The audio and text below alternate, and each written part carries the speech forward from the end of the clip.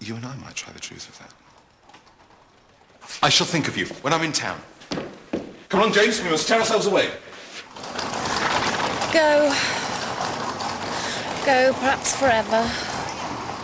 Isabella, whatever do you mean? Your mother and father, what will they say? I'm sure they'll be very happy for James. But my fortune will be so small. How could they consent to it? Your brother, who might marry anybody. I wouldn't think the difference in fortune would be anything to signify. Oh, my sweetest Catherine, in your generous heart, I'm sure it would not matter at all. But I mustn't expect everyone to think the same. I only wish our situations were reversed. If I had the command of millions, if I were mistress of the whole world, your brother would still be my only choice.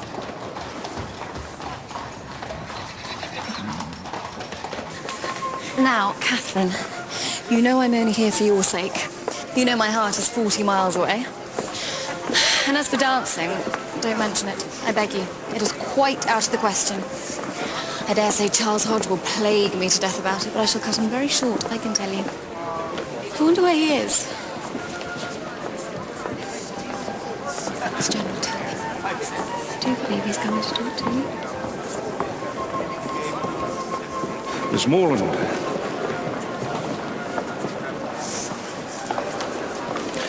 Delightful. You will excuse me now. Excellent. Miss Morland, allow me to introduce my brother, Captain Tillman. Charles.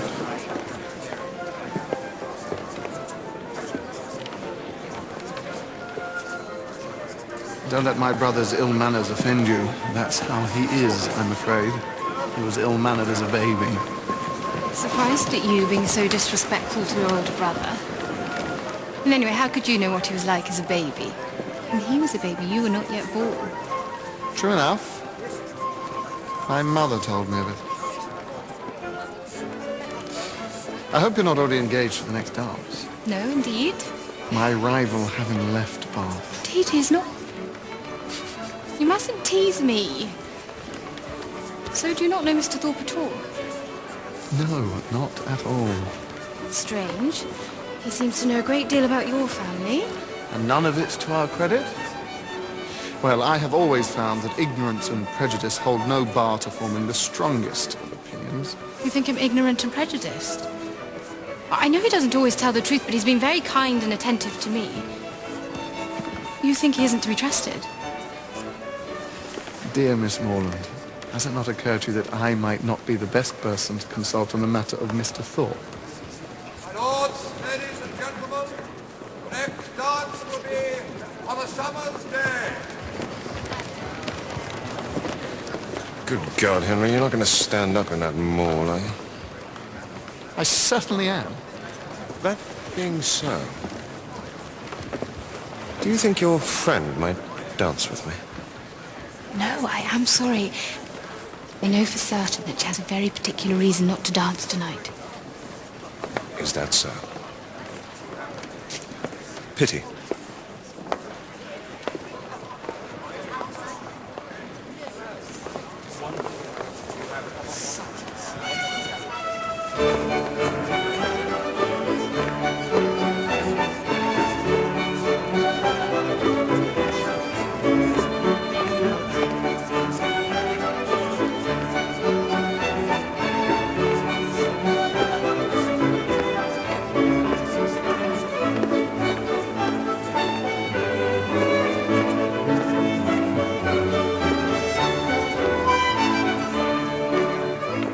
Why are you smiling? Look there.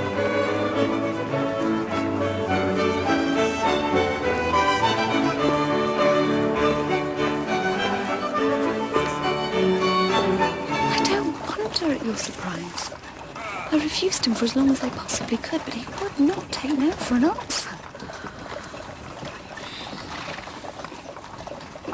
He's the eldest son, you know, the heir to Northanger Abbey. Not that that weighs anything with me. I am in love with the best man in the whole world. Do you think him handsome? Who? Captain, tell me, silly. Oh. Yes, very handsome. But didn't your brother say he was very bad? As bad as Lord Byron? Oh, John will say anything that comes into his head. I hardly ever take any notice of him. Then I always want to know what to believe. One thing you can be certain of. My affection. For you and your dear, dear brother.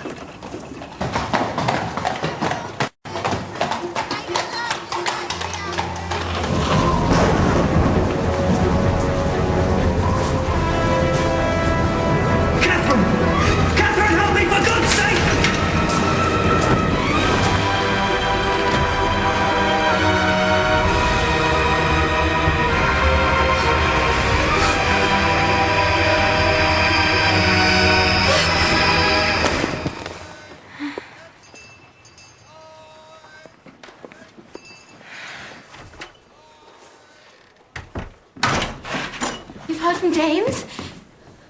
And my parents have consented? Yes. Your father has been very good. James is to have a living worth £400 a year as soon as he is old enough to take it. But that won't be for another 2 years, so we must wait that long before we marry. It seems it wasn't possible for your father to do anything for us immediately. I'm sure Mr. Morland has behaved vastly handsome. If he finds he can do more by and by, I dare say he will. And Isabella's wishes are so moderate. For myself, it's nothing. I never think of myself, but poor James. £400 a year is hardly enough for the common necessaries of life. But I suppose everybody has the right to do what they like with their own money. I'm very sure that my father has promised as much as he can afford. But Mr. Allen, I was sure, would do something for James. Perhaps he does not approve of his choice of bride. Why should Mr. Allen do anything for James? Or for any of us? It was very kind of Mr. and Mrs. Allen to bring me to Bath, but none of us has any expectations from Mr. Allen.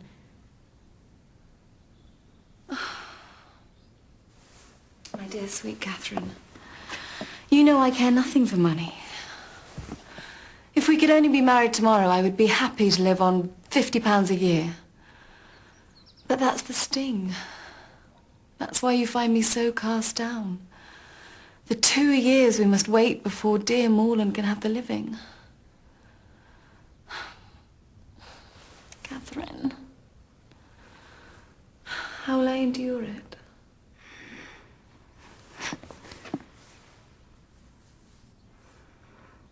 I can well understand how she feels. 2 years is a long time. But at least she can marry the man she loves. Not everyone is so fortunate.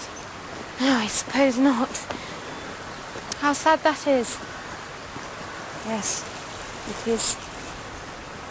But how many couples marry for love?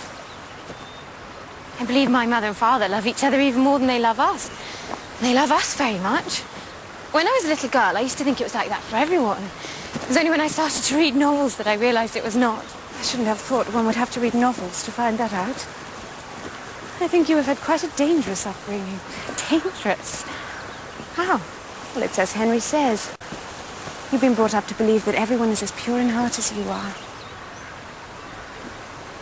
I don't think I'm very pure in heart. Really, why? I have the most terrible dreams sometimes.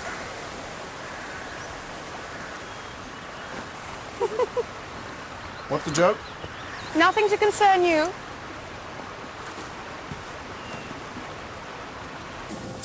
I love our walks.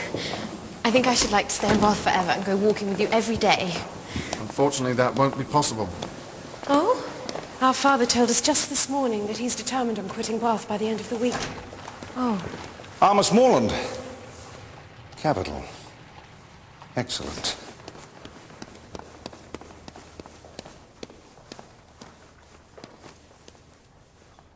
Can you, Miss Morland, be prevailed on to quit this scene of public triumph and oblige us with your company at Northanger Abbey? Northanger Abbey?